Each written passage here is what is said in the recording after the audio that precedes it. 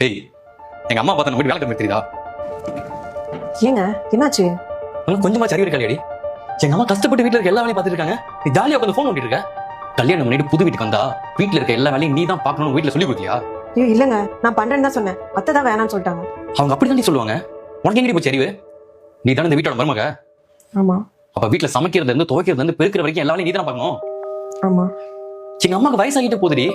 அவங்க இப்பெல்லாம் வேலை செய்யறத பார்க்கறது எனக்கு ரொம்ப கஷ்டமா இருக்கு. இதுக்கப்புறம் அவங்க இதே மாதிரி வேலை செய்யறத பார்த்தேன், அவ்வளவுதான். போய் உங்களுக்கு ஹெல்ப் பண்ணு.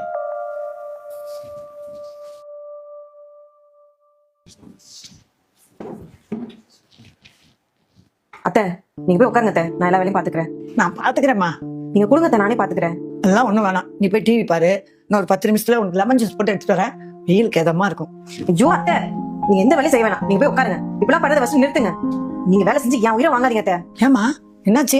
ஏன் அப்படி பேசுற? பின்ன என்ன அத்தை, வீட்டுல இருக்க முக்காவாசி வேலையை நீங்க தான் பாக்குறீங்க, என்ன ஒரு வேலையும் செய்ய விட மாட்டீங்க. உங்க பையன் என்னமோ நான் உங்களை வேலைக்காரி மாதிரி நடத்துறேன்னு என்ன திட்டுறாரு. நான் என்ன அவ்வளவு குடும்பக்காரியா அத்தை? நீங்க எந்த வேலையும் செய்ய வேணாம், நீங்க போய் உட்காருங்க. பாருமா, இது நம்ம வீட்டு வேலை. நீ செஞ்சா என்ன, நான் செஞ்சா என்ன? வீட்டு வேலை தானே, யார் வேணாலும் பாக்கலாம், விடுமா. அத்தை நான் அந்த வீட்டு மருமக, நான் தான் எல்லா வேலையும் செய்யணும். வீட்டுல சமைக்கிறதுல இருந்து பாத்ரூம் கழுவுற வரைக்கும் எல்லா வேலையும் நான் தான் செய்யணும். என்னால என் புருஷன் கிட்ட திட்டு வாங்க முடியாது. நீங்க போய் உட்காருங்க அத்தை, நானே எல்லா வேலையும் பாத்துக்கிறேன். யாருமா சொன்னா எல்லா வேலையும் நீ தான் பாக்கணும்னு? இரு, அவனை 4 வார்த்தை நான் கேட்கறேன். பாடி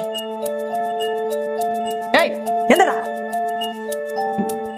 என்ன அவளை கண்டுபிடி திட்டுறியா? ஏன் பின்ன என்னமா வீட்டுல இருக்க எல்லா வேலையும் நீ பார்த்துட்டு இருக்க, ஜாலியா உட்காந்து ஃபோன் ஓட்டிட்டு இருக்கா? ஏய் வாய் மூடுறா. அவ சும்மா உட்காந்துருக்காங்க. யாரா சொன்னது இருக்கு? யார் சொன்னது? நேத்து காலையில இருந்து வீட்டுல உள்ள எல்லா வேலையும் இழுத்து போட்டு செஞ்சுட்டு டயர்டா இருக்கிறான்னு நான் தான் சொன்னேன். இன்னைக்கு நான் வேலையை பாக்குறேன்னு. ஒரு நாள் அவ வேலையை பாக்குறா, நான் ஒரு நாள் வேலையை பாக்குறேன். இதுல என்னடா இருக்கு? வாய்க்கு வந்தபடி திட்டா? டயர்டா இருந்தா அடுத்த நாள் வேலை பார்க்க மாட்டாளா? இவ தானே இந்த வீட்டோட மருமக, வீட்டுல இருக்க எல்லா வேலையும் இவ தானே செய்யணும்.